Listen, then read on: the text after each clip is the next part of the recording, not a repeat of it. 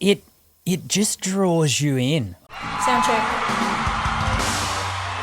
Well, g'day there. Welcome back to another vocal analysis here at Voice Essentials. Another Nightwish analysis, Floor Jansen.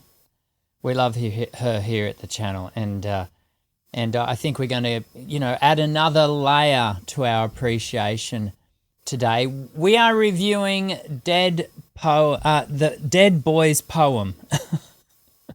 I should get the name of the song right. Okay.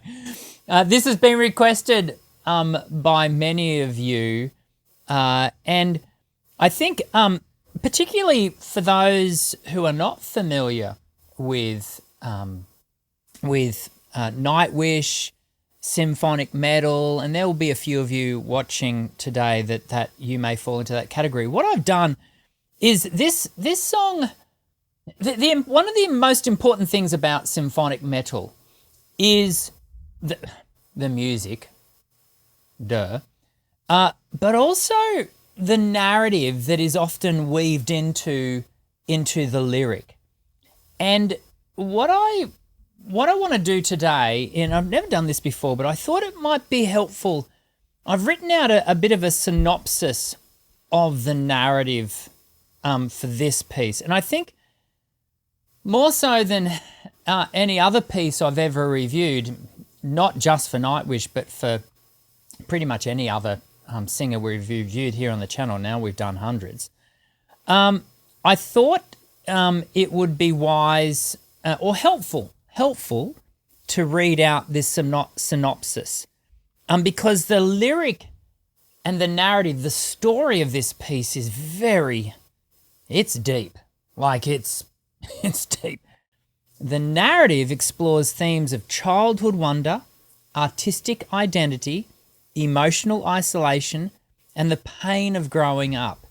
It reflects on the inner world of the composer, his love for storytelling through music, and a longing for a time when creativity flowed without inhibition or critique. The piece acts as a eulogy for innocence lost while also celebrating the power of imagination and emotional truth in art. I'm hoping that sums up and gives us if you like, an entry point into our listening today, because there is there is depth to this piece. We, of course, we're a Learn to Sing channel, and so we are going to be, really zeroing in on Floor's vocals, but we can never do that, and simply do that out of context of a piece. And so hopefully that creates the context today. Let's jump in and have a listen to this marvelous composition. Here we go. Dead Boy's Poem.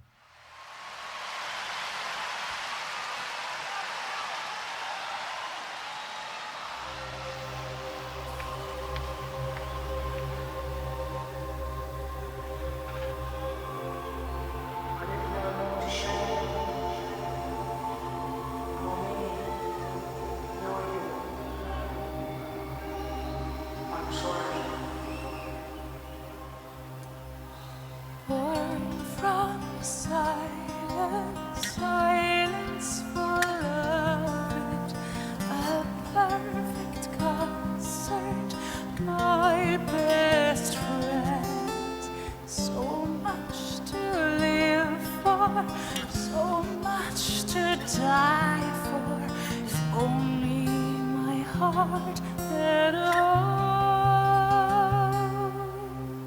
Sing what you can say, forget what you can't play, hasten to drown into beautiful lies. Walk within my poetry, this dying music, my love letter to nobody. Never sigh for better world, it's already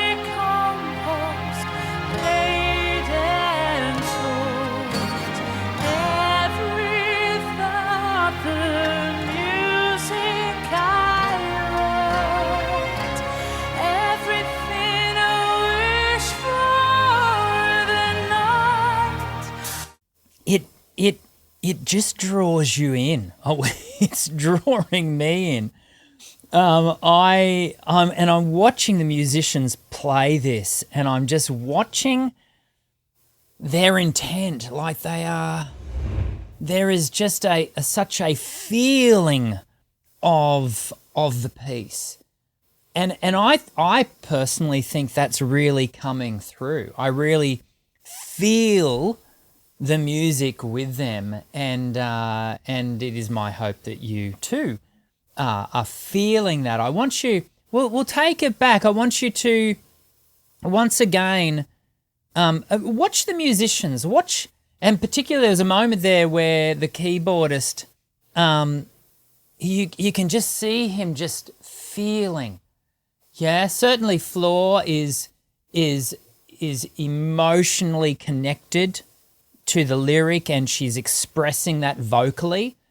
But the whole musical team, remembering music, music performance is a team sport. You have to be all in, and it's true to say you're only ever as strong as your weakest player. And we're watching an elite team here. There is no weakness on stage, and they're all in the moment from the beginning.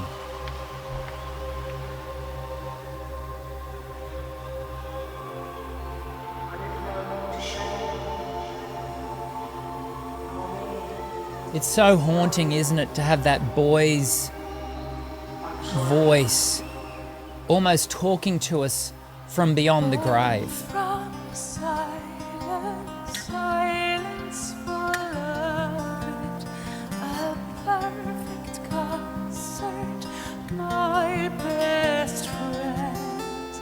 So much to live for, so much to die for. If only my heart had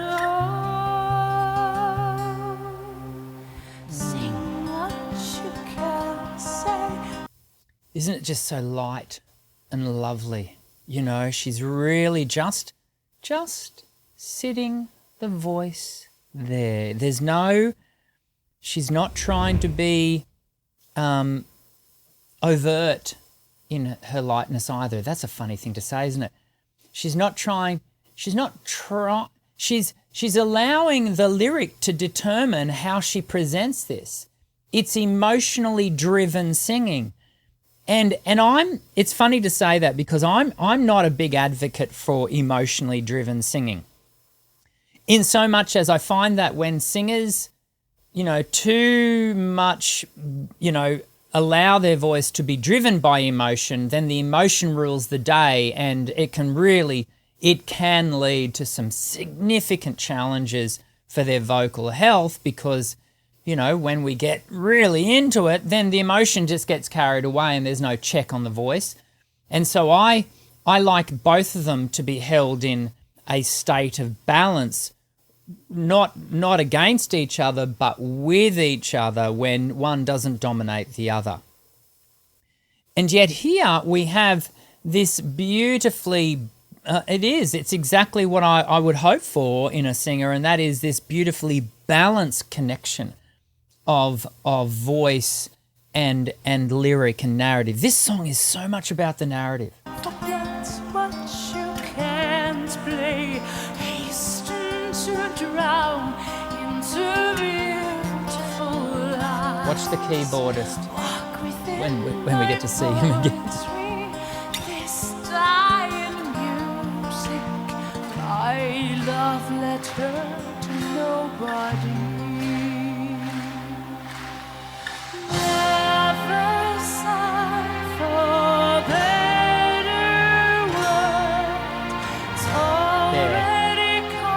So in it.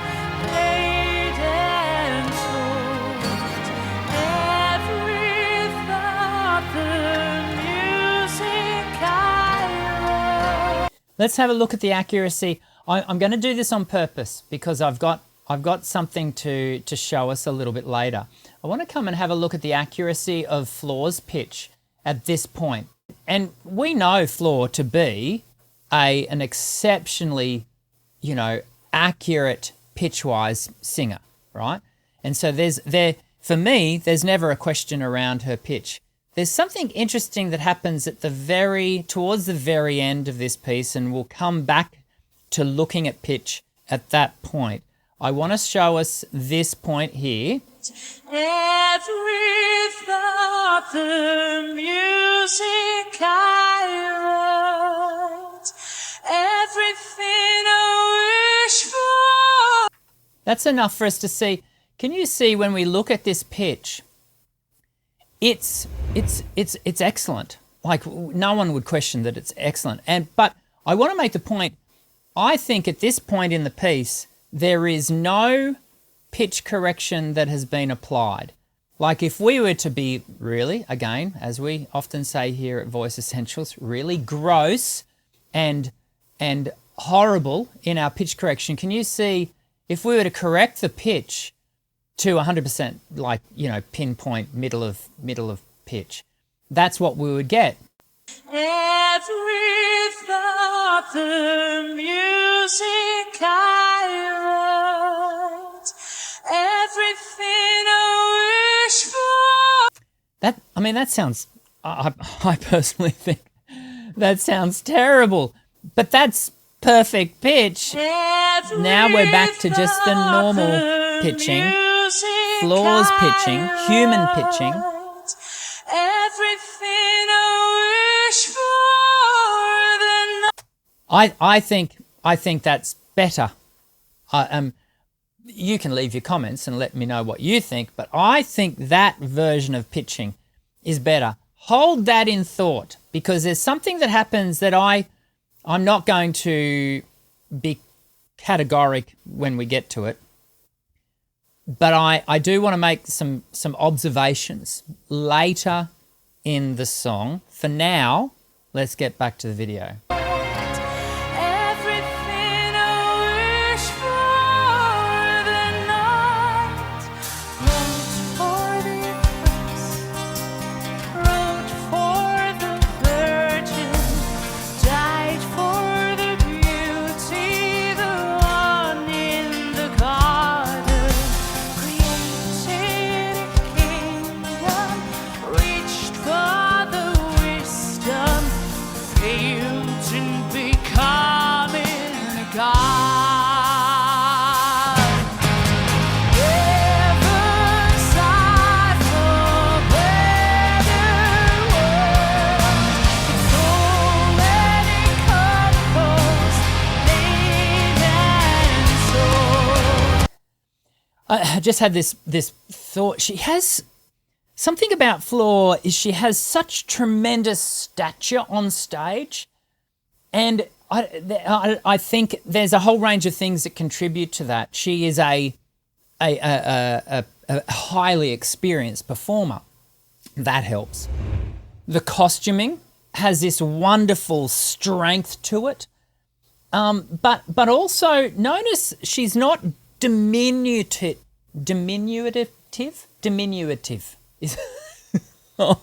Sometimes I think I'm making up words. She's not small. She's not causing herself to be small on stage. She's allowing her stature to be strong, to have strength, and to be bold and present. It's something it really, and it doesn't hurt that she's an attractive woman. I don't say that inappropriately. I think she's a pretty lady, but it's the whole package. It's everything about her that just gives us this sense of great.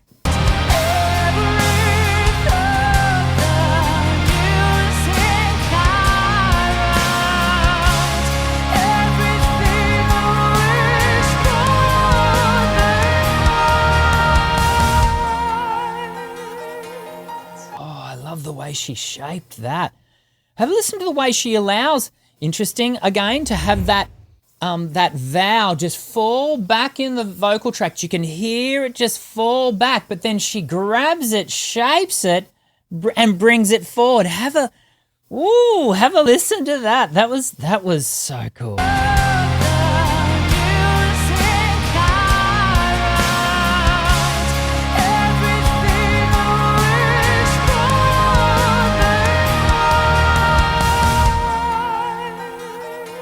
brings it If forward. you read this line, remember not the hand that wrote it. Remember only the verse, some makers cry, the one without tears. For I've given this its strength, and it has become my only strength. Comforting home, mother's lap, chance for immortality, where being wanted became a thrill I never knew. The sweet piano writing down my life.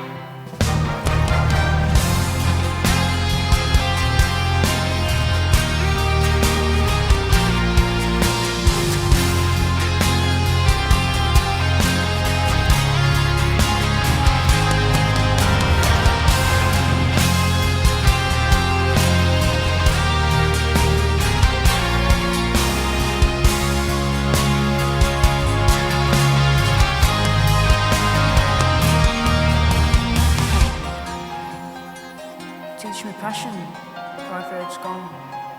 Show me love, hold the lawn. So much more I wanted to give to the ones who love me. I'm sorry. Time will tell, this bitter farewell. I live no more to shame, nor me, nor you. And you, I wish I didn't feel for you anymore.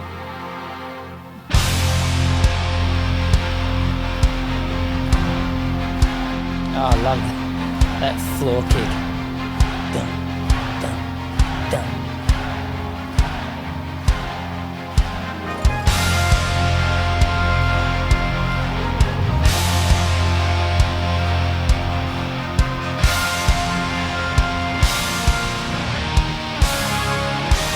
Isn't it great music?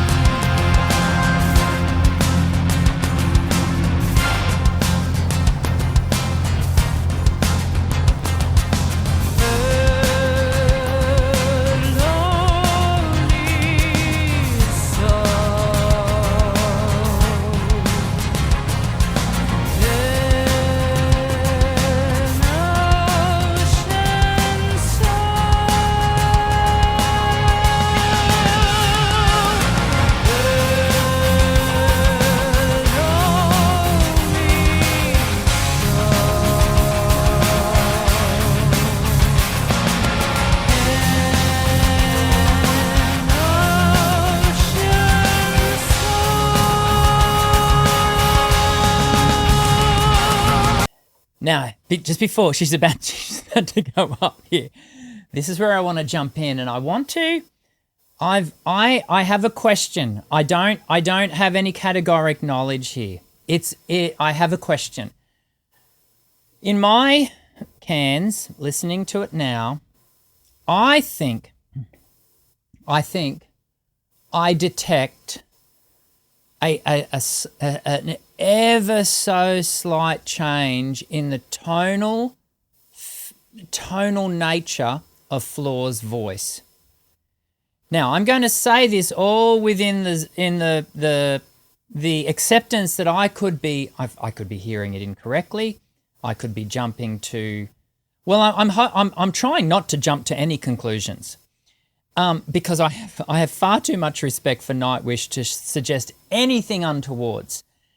Let me bring it over to the point at which we are going to see this entrance of this low section here, and I'm going to let it play through to where it goes up. I particularly want you, excuse me, I particularly want you to observe the accuracy of pitch.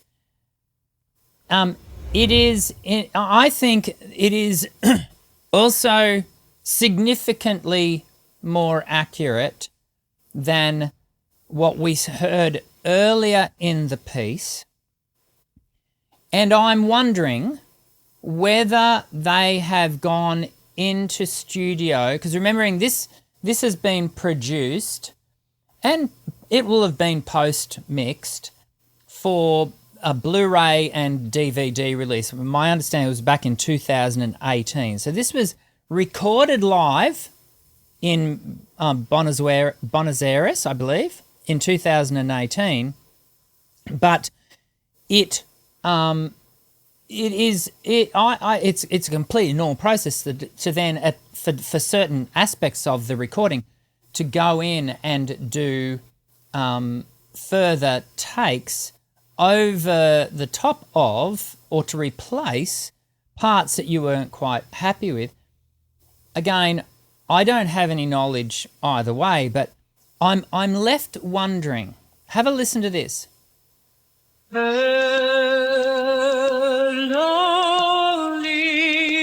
soul, an ocean soul.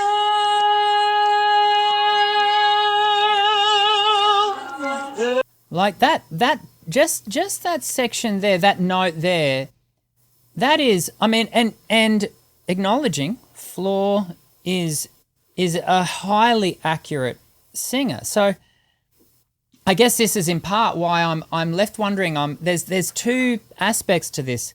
One is I'm hearing and detecting in the tone. It sounds just ever so slightly different in its production, and the note. Like if I click on the note,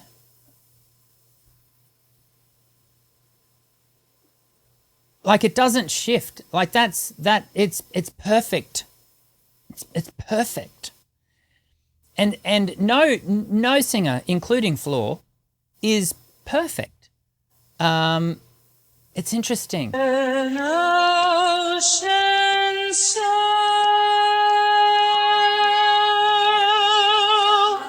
an lonely soul, an ocean soul. Again, I wanna let's see if I can make that change. The only bit that's going to change is that end bit, and that's more breath than anything.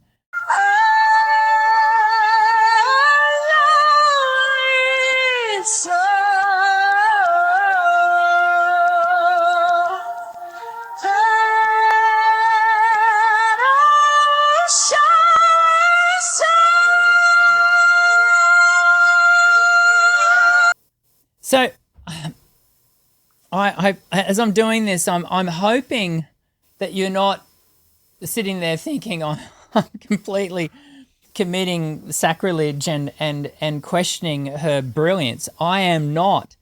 It just left me wondering. I wonder if there was any scenario in which they had to go back into, or chose to go back into studio and lay another vocal over the top of that. And remembering it's not only the pitch accuracy that I'm looking at here and going, wow, that is bang on, but also just ever so slight tonal. I won't take it too far back, but you might want to go back and just have a listen to it yourself to see what do you detect any change in the tone of the voice from the very beginning to the end? And again, I'm saying all of this with a very loose hand, not trying to suggest anything untowards. I'm just purely making an observation and taking interest in the recording process, which I think is always an interesting thing for us as singers to do.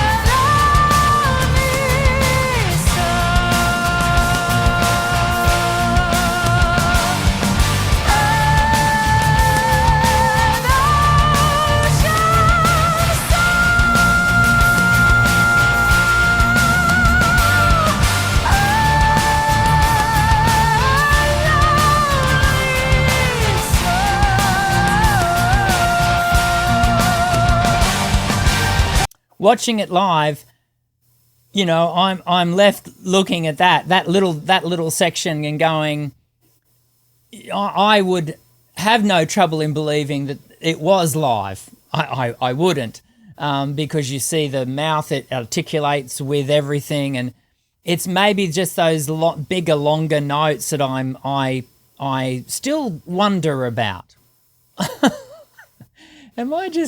Are you all just hating on me right now? I don't know. I hope not. I hope you know where I'm coming from with this. Leave a thumbs up on the video if you do.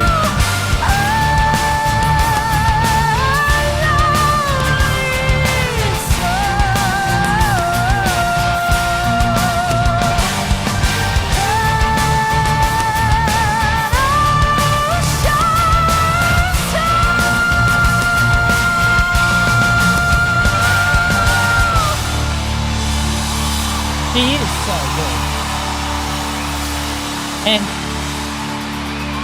And